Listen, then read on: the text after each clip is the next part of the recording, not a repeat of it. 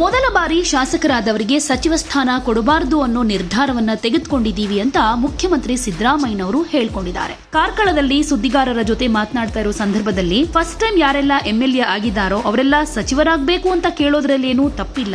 ಆದ್ರೆ ಯಾರೆಲ್ಲ ಮೊದಲ ಬಾರಿಗೆ ಶಾಸಕರಾಗಿ ಆಯ್ಕೆಯಾಗಿದ್ದಾರೋ ಅವ್ರಿಗೆಲ್ಲ ಸಚಿವ ಸ್ಥಾನವನ್ನ ಕೊಡಬಾರದು ಅನ್ನೋದ್ರ ಬಗ್ಗೆ ನಿರ್ಧಾರ ಮಾಡಿದೀವಿ ಅನ್ನೋ ಮಾತನ್ನ ಸಿದ್ದರಾಮಯ್ಯನವರು ಹೇಳ್ಕೊಂಡಿದ್ದಾರೆ. ಯಾಕಂದ್ರೆ ಕಾಂಗ್ರೆಸ್ನ ಅನೇಕ ಶಾಸಕರು ತಮಗೆ ಸಚಿವ ಸ್ಥಾನ ಕೊಡಬೇಕು ಅಂತ ಹೈಕಮಾಂಡ್ ಮೊರೆ ಹೋಗಿದ್ರು.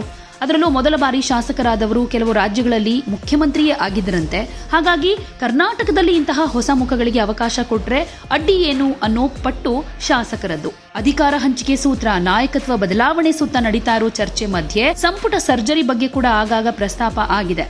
ಇದರ ಮಧ್ಯೆ ಅನೇಕ ಶಾಸಕರೆಲ್ಲ ನಮಗೆ ಮಂತ್ರಿ ಸ್ಥಾನ ಬೇಕು ಅಂತ ಹೈಕಮಾಂಡ್ ಬಳಿ ಲಾಬಿಯನ್ನ ಶುರು ಮಾಡಿಕೊಂಡಿದ್ದಾರೆ. ಅದರಲ್ಲೂ ಫಸ್ಟ್ ಟೈಮ್ ಗೆದ್ದಂತಹ 31 ಶಾಸಕರ ಪೈಕಿ ಅಟ್ಲೀಸ್ಟ್ 5 ಶಾಸಕರಿಗಾದ್ರೂ ಸಚಿವ ಸ್ಥಾನ ಕೊಡಬೇಕು, ಈ ಸಂಬಂಧವಾಗಿ ಹೈಕಮಾಂಡ್ಗೆ ಪತ್ರ ಬರೆದಿದ್ದೀವಿ ಅಂತ ಕಾಂಗ್ರೆಸ್ ಶಾಸಕ ಪ್ರದೀಪ್ ಈಶ್ವರ್ ಅವರು ಹೇಳ್ಕೊಂಡಿದ್ರು. ಮೊದಲ ಬಾರಿ ಗೆಲುವು ಸಾಧಿಸಿರೋ ಶಾಸಕರಿಗೆ ಸಚಿವ ಸ್ಥಾನ ಕೊಡಬೇಕು ಅಂತ ಮೊದಲಿಂದ ಬೇಡಿಕೆ ಇದೆ. ಈ ಸಂಬಂಧ ಸಹಿ ಸಂಗ್ರಹ ಮಾಡಿ ಹೈಕಮಾಂಡ್ಗೆ ಕಳುಹಿಸಲಾಗಿದೆ ಅಂತ ಪ್ರದೀಪ್ ಈಶ್ವರ್ ಅವರು ಹೇಳ್ಕೊಂಡಿದ್ರು. ಜಾತಿ ಆಧಾರ, ಪ್ರಾದೇಶಿಕ ಆಧಾರದಲ್ಲಿ ಅರ್ಹರಿದ್ದಾರೆ ಅಂತ ಹೇಳ್ಕೊಂಡ್ರು. ನಾನು ಕೂಡ ಸಚಿವ ಸ್ಥಾನದ ಆಕಾಂಕ್ಷಿಯಾಗಿದ್ದೀನಿ.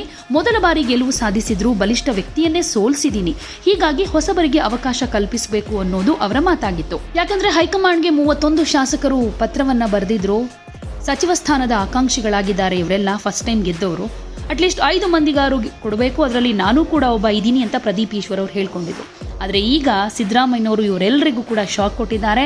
ಫಸ್ಟ್ ಟೈಮ್ ಯಾರೆಲ್ಲ ಶಾಸಕರಾಗಿ ಆಯ್ಕೆಯಾಗಿದ್ದಾರೋ ಅವರಿಗೆಲ್ಲ ಸಚಿವ ಸ್ಥಾನ ಕೊಡೋದಕ್ಕಾಗೋದಿಲ್ಲ, ಇದ್ರ ಬಗ್ಗೆ ನಿರ್ಧಾರ ಮಾಡಿ ಆಗಿದೆ ಅಂತ ಹೇಳಿದ್ದಾರೆ. ಸಿದ್ದರಾಮಯ್ಯನವರ ಈ ಮಾತು ಕಾಂಗ್ರೆಸ್ ಪಾಳೆಯದಲ್ಲಿ ಹೊಸದಾಗಿ ಆಯ್ಕೆಯಾಗಿರೋ ಶಾಸಕರಿಗೆ ನಿಜಕ್ಕೂ ಶಾಕ್ ಕೊಟ್ಟಿದೆ. ಅದರಲ್ಲೂ ಸಚಿವ ಸ್ಥಾನದ ಆಕಾಂಕ್ಷಿಯಾಗಿದ್ದಂತಹ ಪ್ರದೀಪ್ ಈಶ್ವರ್ ಅವರಿಗೆ ದೊಡ್ಡ ಮಟ್ಟದ ಶಾಕ್ ಅಂತಾನೆ ಹೇಳಲಾಗ್ತಾ ಇದೆ.